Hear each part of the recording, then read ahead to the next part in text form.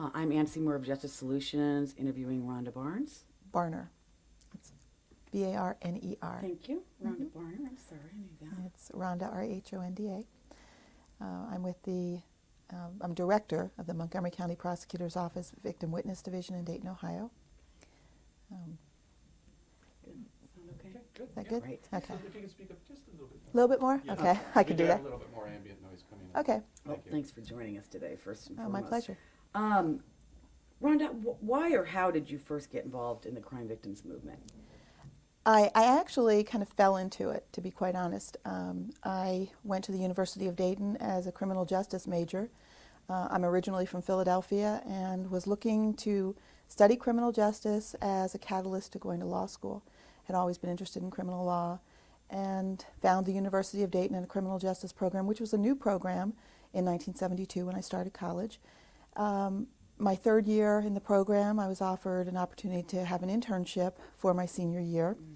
I went first to the public defender's office, and that position was filled before I could get there. So I was not sure where I was going to go for an internship, had a colleague, or actually a fellow student who said, come work at this program that I'm at. It's the Victim Witness Division. It's actually called the Victimization Project, the first year that I was there. It's a sexual assault service, but I think you'll really like it, and why don't you come do your internship there? So I went and talked to the director and got in as an intern, doing 20 to 30 hours a week. And back in 75, interns were used to do predominant amount of the services because there were only 3 people who were employed. So I did that for my senior year, graduated in April, finished my internship in May. I was ready to go back to Philadelphia when the director said, if you'd like to stay, there's going to be an opening in September. It's yours if you want it. Now, the project, when it started as a rape crisis center, started as an independent grant-funded agency, but it was picked up after its first year of funding by the county prosecutor, who at the time was Lee Falke in Dayton. He had the foresight to see that the program was not only valuable, but that it could be expanded. So it wasn't just sexual assault services, it was services to any victim or witness of crime. And that's when it became the Victim Witness Division of the Montgomery County Prosecutor's Office. So my thought was, I'm not going to go to law school for a couple years. This would be a great stepping stone. I'll do this for a couple of years and see how it goes. And I've been there over 26 years now. So I kind of fell into something and learned as an intern that it was a growing field, that it was very new. I saw a lot of challenge in it, and quite frankly, did end up going to 2 years of law school and found that working, and I did that while I was still working my job, I did that at night, and realized that I had the best of all worlds, because practicing law didn't hold the excitement and glamour that I once thought it had. I didn't even have the interest in doing that anymore. I really liked what I was doing in terms of victim services. I liked how the field was growing, and I liked being part of that growth. So I never completed law school and stayed as a victim advocate, and in 1992 was promoted to the director. So kind of grew along with the field. Excitement and glamour of the victim advocate field. Yeah, but it was certainly something I can remember distinctly when I was asked about coming to do my internship, kind of saying, you know what, it's not really what I want to do, but it's one division of the prosecutor's office, so that means I get to work with prosecutors and judges and get to see what the courtroom's all about, and that was what enticed me, because I really had no interest in working with victims. But what I found was that I didn't know enough about working with victims, and once I really got into doing it, I just saw that there was such a need, and that I could be part of, like I said, the growth and development. And so I started in 75, was hired in 76, and have just continued on from there. Great. Yeah. So when you started in 75, Mm-hmm. can you describe what the field of victims' rights and services looked like, including the context of the era? It was very interesting because, first of all, as I mentioned, the Victimization Project was started as a sexual assault service, a rape crisis center for Montgomery County, the Dayton area. And it was a 24-hour service, which was kept by the prosecutor when he took the program over. But the program started under grant funds with 6 staff. When those grant funds ran out, the staff dwindled down to 3. And so when I came on board, there were three of us, because I actually replaced a person who left in 1976. So there were three of us. And what I found was that we were doing a lot of changing of attitudes, or attempting to break way into an area that was not very inviting. We were fortunate to have a county prosecutor who was a real pioneer in the area and really saw a vision for what victim services could mean to his office and to the community. But that was not the same sort of attitude that was shared by local law enforcement agencies and judges, and certainly not by the defense bar. So we found ourselves day in and day out, really battling for victims, because nobody knew what services were available, nobody knew what to do, and a lot of people weren't welcoming us in with open arms. It was pretty much, keep them out, and we were seen as tissue holders and or tissue providers and hand holders, and a lot of do-good women who were just trying to be helpful and needy. And it took a long time to prove that there was value and merit to what we were doing, and that it was a necessary service. So it was an interesting time, and there were not a lot of funds around to help promote those services or to enlarge staff. So that was another issue. Looking at the area of victim witness in particular, what was the greatest challenge you think that you and your colleagues faced in affecting change? I'd say first, one of the things that I look back on and know was the hardest road to walk was with law enforcement. From the time that victims called the police, as I said, our services predominantly were sexual assault. Even though we were prosecutor-based, we were 24-hour, and still are, 24-hour service for sexual assault victims, which means that we were going out to hospitals in the middle of the night in Montgomery County, Ohio. We were servicing 9 hospitals. We used a volunteer network and our staff. And when we would go out to the hospital, and we'd have a lot of the good old boys in law enforcement who still had very antiquated ideas about sexual assault and victimization in general, it was very tough to get them to be open-minded, non-judgmental, to get them to listen to what the victim had to say. We found ourselves in the area of doing training with law enforcement, and it was interesting because I think in the mid to late 70s, there were some people who saw the value in what we were doing and other people who didn't. And there's often a clash between the people who were bringing us in to do the training and the training that we had to do. So I remember going to police academies and doing trainings and basically getting booed out of the room or harassed out of the room by a lot of old-time cops who just said, I've been doing my job for years and you can't tell me how to do it. And not understanding that we weren't trying to tell them how to do their job, but we were trying to give them skills to get better information. And it took a long time to get law enforcement and prosecutors to understand that what we were doing was doing things that would help them have better witnesses and ultimately help their investigation and help the prosecution of their case. So as I look back on that, that was a big challenge. And now I find it interesting that our state police police training academy and our local Dayton Police Department have used myself and other advocates and certified us to be their trainers. Whereas at one point in time it was like, well, what do you think you know? Why are you coming in telling us how to do our job? Now they look at us and they say, you know what, we shouldn't be doing this training. Let us certify you. You can come in, you can help develop the curriculum, and you can train the officers in the things they need to know. So yeah, it's a huge change. That's great. Yeah. What were the secrets, tactics, and strategies you employed that were successful, primarily in the early days, but any since then as well? I think for me, one of the things that I know our office had to do quite often was learn how to work within the system. We were system-based. We've always been part of the prosecutor's office. The best way for us to get things done to benefit our clients was to learn all the ins and outs of how the police did their job and to work within that system, how the prosecutors prosecuted their cases, and to try to find ways to fit in. Not, there are some agencies, and I know on a state level we talk about this all the time, there are some private agencies that have the benefit of being able to go in and bang down doors in a public agency where you're one part of an office like a prosecutor's office and you're considered part of the law enforcement community, you don't necessarily go in banging down the doors. You kind of you try to work from the other side and work within the structure that's already there, and then little by little get that change by showing them how you can be helpful and beneficial, and that it's not barnstorming your way in, but it's kind of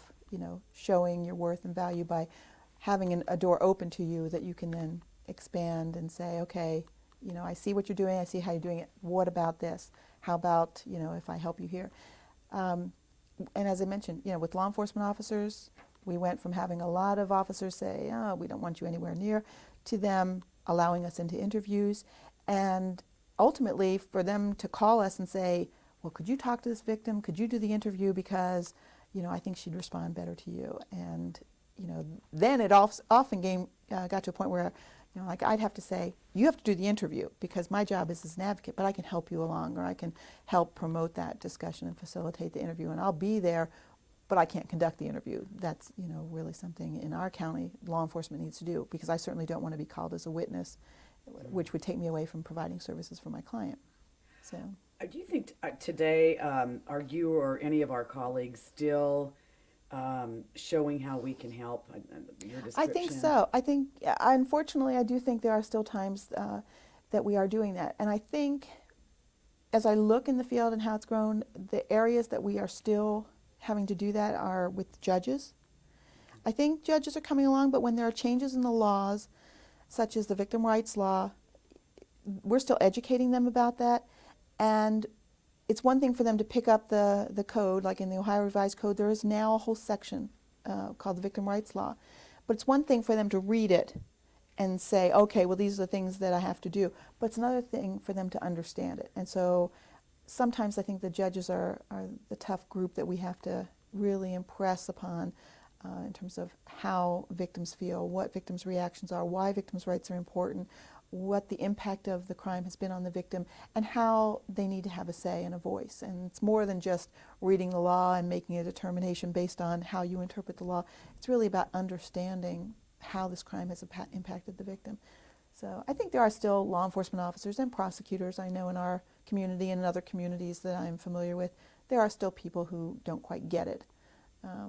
But I think if I were to look at a bigger group that still, in my mind, needs to be brought in, I look at judges as being ones who have had this kind of forced on them by changes in the law and don't all kind of get it. So,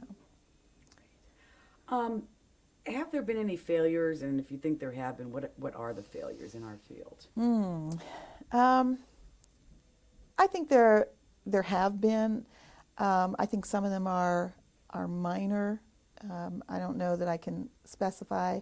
I think some of the failures are a failure to recognize the need for consistent and ongoing funding. That's a constant problem. I think there's a failure of professionals to recognize the victim advocates are, in fact, trained professionals too. We still don't have what we need in terms of credentialing and in terms of education so that you can go to college to become a victim advocate. Because the field is still growing. But I think there is a need for people to recognize that not anyone can be a victim advocate. There has to be training. There has to be a passion for providing the services the victim advocates provide. And I think there are too many people who don't recognize the merit in that training and in that expertise. And until you have the people who control purse strings willing to say, yes, this is valuable and we need to commit dollars to it, then you don't get the training that's needed for the beginners and the ongoing training that's needed for those who've been in the field a long time. And then you don't get the funding for the programs.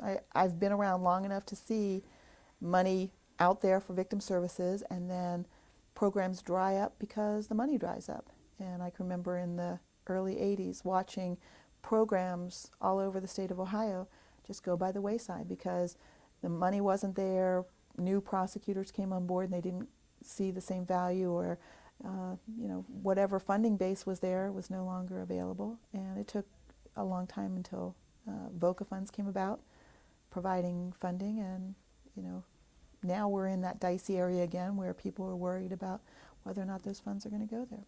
So We've talked about failures. What do you perceive to be the one greatest accomplishment that has promoted victims' rights and needs?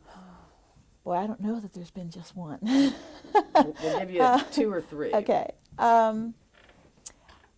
I think, goodness, I think there have been so many, and I think that's partially because, as I said, this field is really still so new and it's been growing so much.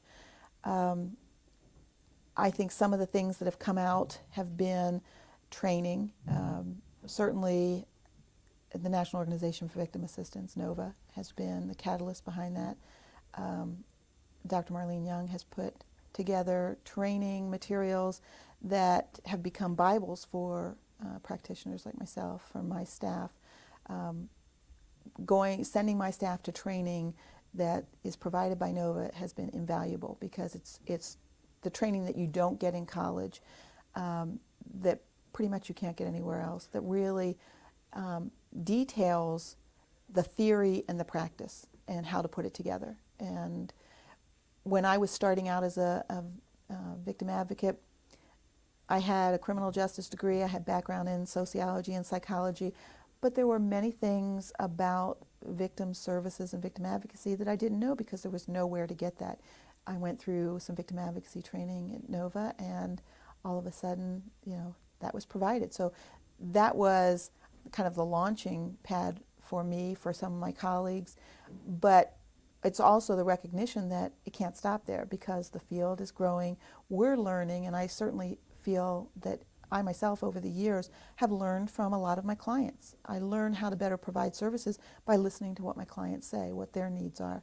And the best way that I can then teach my staff is not just through the trainings that are there, but as a practitioner myself, helping to ensure that the training grows to address the new and different issues that come about. I think the other thing is professionalizing the field. And certainly I know in Ohio we've worked toward that goal. We started working toward that goal by networking. The Ohio Victim Witness Association was formed in 1978 to bring together those of us who were providing victim services in the state of Ohio, so that, one, we didn't have to reinvent the wheel, so that we could share ideas and information. And I can tell you, as a program that's one of the oldest prosecutor-based programs in Ohio, we had brochures that we had developed, and after a while I could go to several different offices and see our same brochure with a different prosecutor's name and letter on it, because they would be able to take that information and use it. And back in the early days, when you were short-staffed and short of funding, that's how you got things done. You had to find ways to, conserve of your resources and get the best bang for your buck. So we were sharing information and helping one another out, learning from one another how to do different things. So that was kind of all pulled together in Ohio through the statewide network. And it helped us to determine that new people coming on board needed training.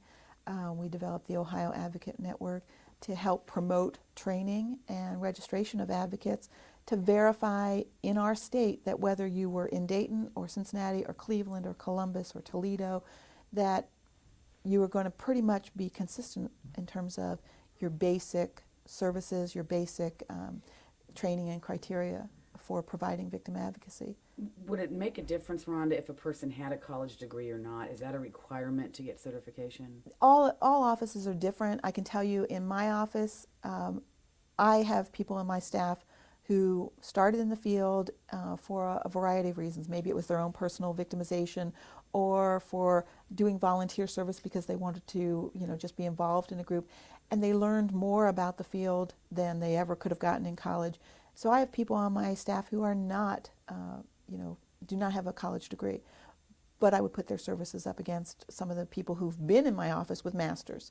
I think there is a passion that is involved in providing victim services, and I think that is something that you can't teach. So when I hire people, even today, I tell people I would like to have a bare minimum of a bachelor's degree, but if they don't have a bachelor's degree and have years of experience, that I will look at that in place. And so I think that the field at this point in time still has to be open for that and recognize that there are people who may not have degrees. Now, I'm also one of the co-founders and co-coordinators of the Ohio Advocate Network, which means I have a strong belief in ongoing education, continuing education, and training, and pre-service training. So that means when I hire someone, they don't hit the ground running. We're working with clients. They don't start working with clients until they've gotten the basics, and that's at least 20 hours of training in a variety of different fields to make sure that when I send them out working with a client, I'm not going to do secondary victimization by putting them with someone who can't address their needs. So that's, I think, very important. And I think that's something that, we promote on a local level, a state level, and certainly on a national level. It's something that OVWA is working toward. Certainly NOVA continues to be out as a front runner in providing that kind of training and ongoing expertise for those of us in the field who want to keep learning and growing and helping victims.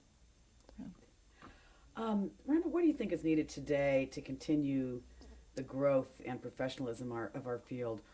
Or the other way to put it is what's missing from where we are today, 2003? Well, certainly, as I mentioned earlier, funding to keep programs secure and to give them the opportunity to expand. There have been high points in funding. I know our program, when I first took over as director in 1992, there were 8 of us. Within 3 to 4 years, my staff was up to 16. And that was because we had never applied for any of the grant funding, predominantly because our community is such that our prosecutor was able to pick up everyone. And we always had the kind of philosophy that the money should go to areas that needed it more. Eventually, as the funds became more available, our prosecutor said, you know what, we should look at getting some of those. And when I came on in 92, there was a change in our prosecutor. So our prosecutor, who is Matt Heck now, said, let's see if we can get some of those funds. We were very fortunate. We got VOCA funds, we got VAWA funds, and we were able to bring people on, additional advocates to do additional specializations. Now we're seeing a time that those monies are in jeopardy and not as lucrative. And the sad part about bringing more people onto an office is that's the good news, but the bad news is if that money's not there, you don't have less of a demand. In fact, by now you've got more of a demand because people are starting to realize there are services out there. I can call someone for help. And it's very frustrating when you see more and more people calling and having a need and not being able to provide that service. When our office first started, we were the only victim witness service. Now there are private programs for domestic violence. There are court-based and police-based programs in our community. But it's very difficult for me personally and professionally and for any of my staff to turn people away. So sometimes there are people who will call for our services and maybe their case is being handled on a misdemeanor level. It's not something that is normally our jurisdiction, but we'll take that on. In the early days, I used to go over to Greene County and provide services there because the prosecutors there would call and the police departments there would call, and that was before their program started. So if we go to a point where funding dries up again and programs go by the wayside, someone's going to have to fill that gap, and that's sad because I think that that's something that should not happen, certainly not in 2003. Yeah. The other thing is the need for continuing credentialing.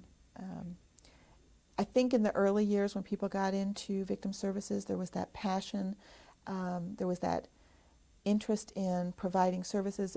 It was new. The whole field of victim services was really new and developing, and a lot of people got into it for that reason, as being something new, such as someone like myself. Now I see people needing to have more reason to get in, more training, more. They want to be recognized as a professional, and I think when you were like myself in the field in the early 70s, we saw ourselves as professionals because we were the ones who were working hard to educate people on the needs that were there. Now a lot of people understand it and they see it and it's out there, but it's kind of come around to the fact that you have to have that credential or that recognition so that you can then entice others to come on to the the field and exhibit that same passion and work hard to continue to promote the efforts that still need to be done. You know, we've come a long way, but we still have so much farther to go.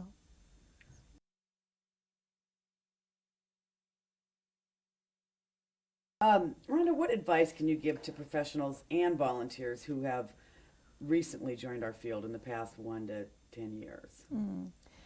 I would say probably one of the first things is to understand that this is a field you enter because it's something you want to do.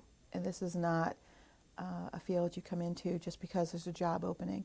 And as a director of a program who's had to screen applicants, I can tell you there's nothing more frustrating than having people who really want a job but don't have any clue about what victim services means. And I know I've said this word, but I think it is about a passion. It's about understanding that you're affecting people's lives and you may not know it. And sometimes I even find myself feeling like, well, gee, I didn't really do much for this particular person because they really seem to be having everything under control. And the times that I don't feel like I've done very much to help a client is when they usually come back to me and they go, oh, thank you, I couldn't have done this without you.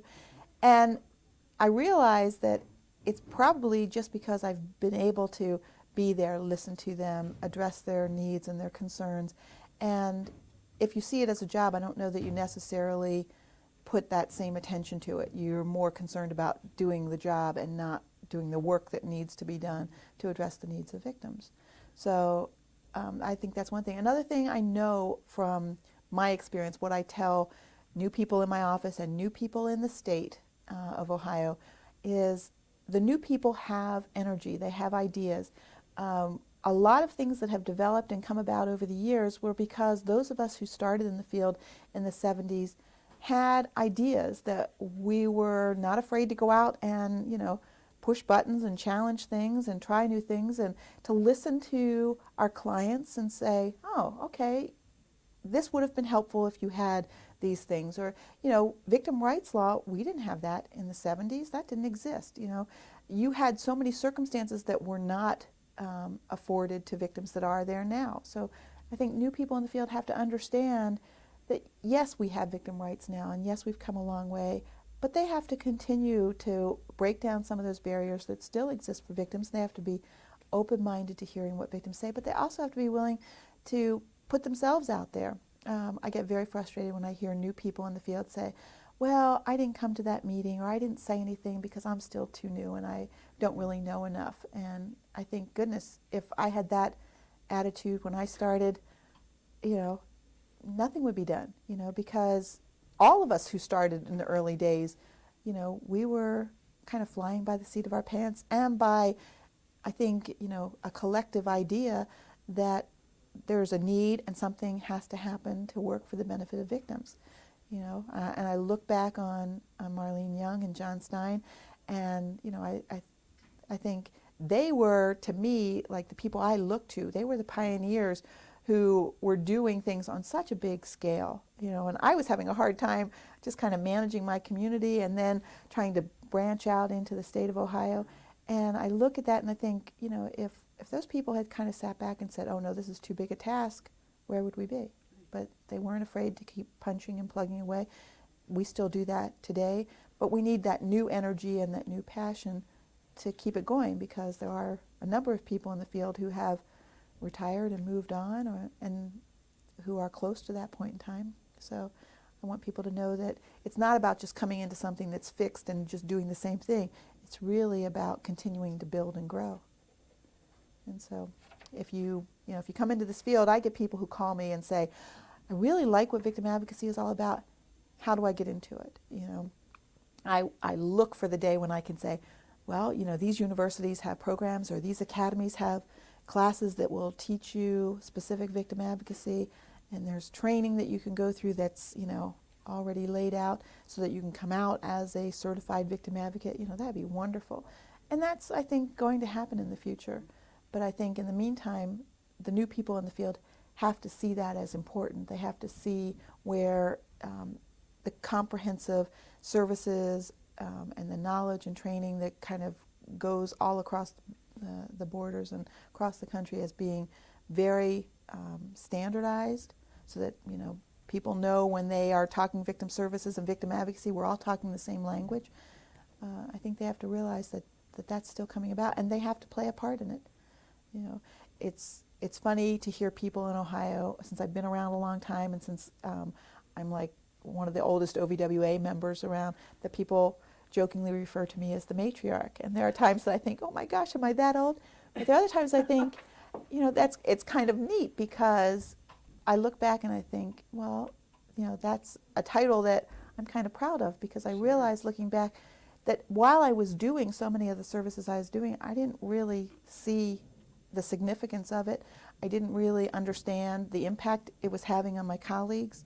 But over the years, I've gotten to realize that while I was busy doing the things that I saw as important and helping the clients and learning from them and teaching others, that I was in fact making a little part of history, you know. And so that's a kind of sense of satisfaction to know that I've seen some really good things come about, and I've been able to be joined through statewide and national organizations with other people who I tremendously admire.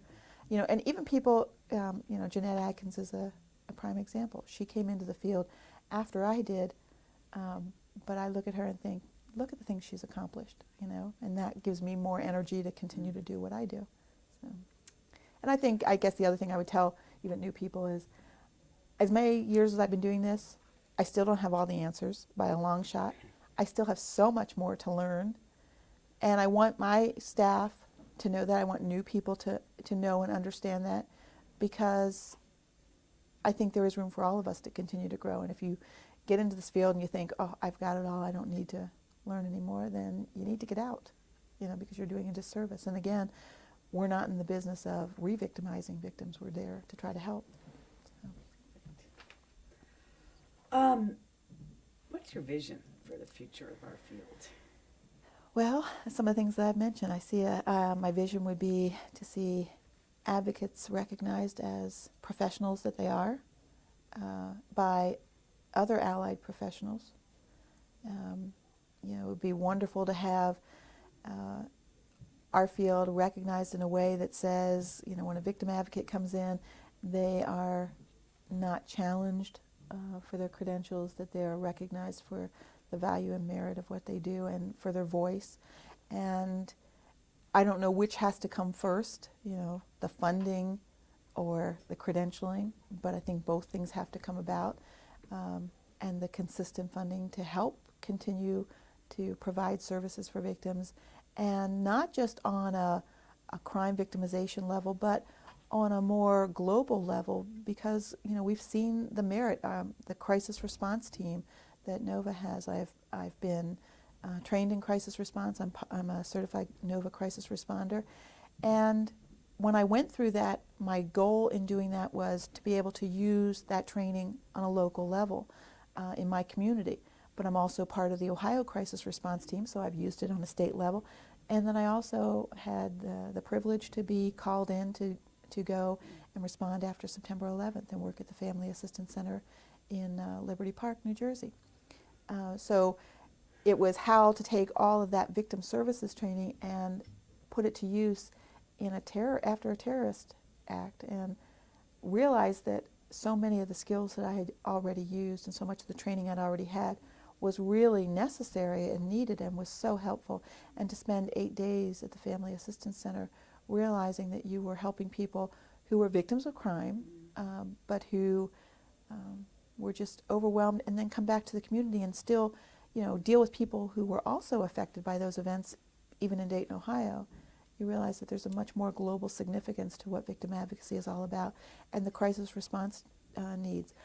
I myself have not gone out on crisis response teams for natural disasters, tornadoes and hurricanes and that sort of thing, but I know of the responses that have occurred, and those are just as significant. You know, our Ohio crisis response team has sent teams out for helping people during floods. You know, so there are times when all the emotional impact of those circumstances all come to the surface and need specialized training, and you know, I think that's part of what victim advocacy has been about. So I'd like to see that all continue to grow, and I think the more we're out there providing that service, the more there is a need. So people are going to be coming to our organizations, to NOVA, and saying, can you do more? And when NOVA, which is the national organization, gets called all over the world to provide services and training, it obviously says there is a need, and there are people who are impacted by crime, by violence, by natural disasters, and in need of those specialized services of crisis intervention and victim advocacy to help them get back on equilibrium. So, Last question. Okay. Greatest fear. Do you have a fear? yeah, a couple. I'd say one fear is that some of those goals that I'd like to see accomplished in the future won't get accomplished because people who are in power to make those changes or make those economic decisions won't see the relevance, and they won't, as we say in the field, get it. It takes, I think, special people to recognize where this field can go and should go, and not just see it as a bunch of fluff. And considering where we were and how far we've come, I think it's frustrating to consider the fact that there are still people who don't get it and don't see the long-term needs. I think there's also a concern that I have that the people who started the field, I guess the fear is that those of us who've been around a long time will eventually be out of the field, and that the people coming in won't take it on with the same kind of fervor and passion, and that concerns me. So, are we doing enough for those people in terms of mentoring the next generation? I think, well, I hope that we are. I certainly know enough people who are doing that and making every effort to be the role models and to promote the kind of passion that and the services and the inspiration to learn more, do more. It's really hard to say, and I guess that's a fear, is that you don't know what's going to happen. That people might tend to take things for granted. That certainly happens when you get to a time like we've been through, where there was more money and everybody was on the bandwagon. People tend to get a little complacent, and then they get a little hyped up again when the money's not there. So much still needs to be done. I don't want people to look and say, well, it's been 25, 30 years, and so we can coast. I don't think this is at all at a point where we can coast. And I hope that when people who are the pioneers in the field are no longer able to be the leaders, that there are, in fact, other people ready to step up and take over. And my fear is that, some of those people are there and we can see it, but they don't have the confidence in themselves. And I know in my staff, I look around all the time and I try to inspire them to feel confident about their abilities.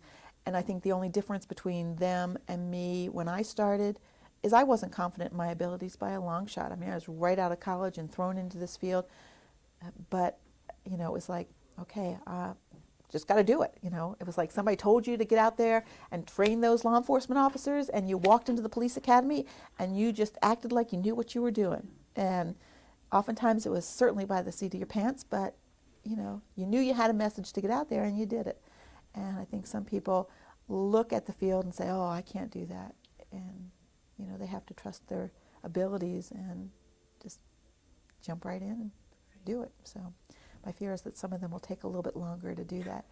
And I hear people all the time saying, well, I could never do it the way you do it, or I could never do it the way this person does it. And, that's I think the legacy that we're leaving for them is that there are so many people who are just phenomenal in what they do. And we can look all across the country at true leaders in victim services, and that should be a catalyst and an inspiration for the new people, not a source of dread and fear like, oh, I'll never measure up. So. Anything I didn't ask you that you want to add? Oh, goodness. It's hard to encapsulate so many You've done years. a great job. Amazing.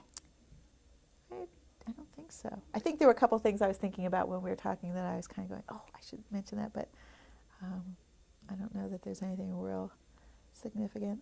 I think, I've been really pleased. I think we've seen some great things happen, and I think there's a lot more good to come. So I'm glad to be a part of it. Okay. Okay, Okay. 3, Oops. 2, 1, anytime. Okay. Well, I just brought a few things in to kind of highlight Ohio a bit in terms of some of the programs. The Ohio Victim Witness Association is the statewide organization that I mentioned that started as a networking group.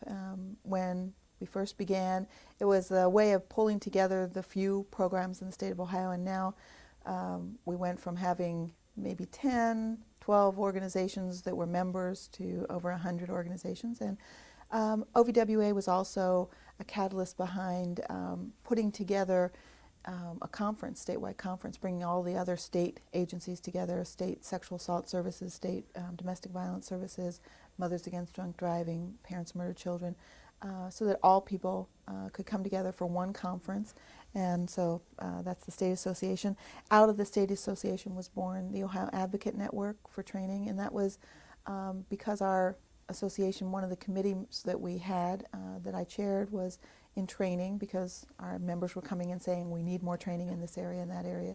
And then the Ohio Advocate Network was there and developed to promote training, but also to promote recognition of pre-service training and experience, and to register advocates, so that if I were to call one of my member agencies in another part of the state, that I could tell a client who lives in Montgomery County but who may have been a victim in Cuyahoga County, that I'm going to recommend that you talk to these people at this office and you're going to get the same kinds of services, and I would feel confident about that. And then the Ohio Crisis Response Team is our statewide response team that was trained by NOVA to do local and statewide crisis response, but our team has also been active on a national level, called in by NOVA to provide crisis responders to all kinds of different events. I mentioned September 11th, but also some of the school shootings, some of the natural disasters, and so forth. So, Okay, if you can still hold us there, just for a moment. No. Okay, My we're vision rolling. was- I should move that up a little bit.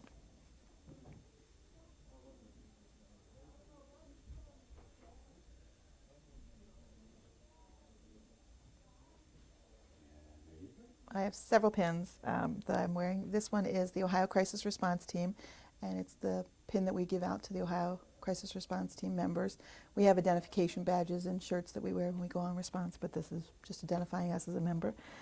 This is my NOVA pin, which just signifies being a member of NOVA. This pin over here is also Ohio Crisis Response, but it was a special pin that we had made up for those of us who were from Ohio and went to New York, New Jersey, and Washington, D.C. after September 11th, so it specifically addresses September 11th. And this was a badge that I got when I was at the Family Assistance Center doing crisis response after September 11th. So I'm Excellent. proud of them.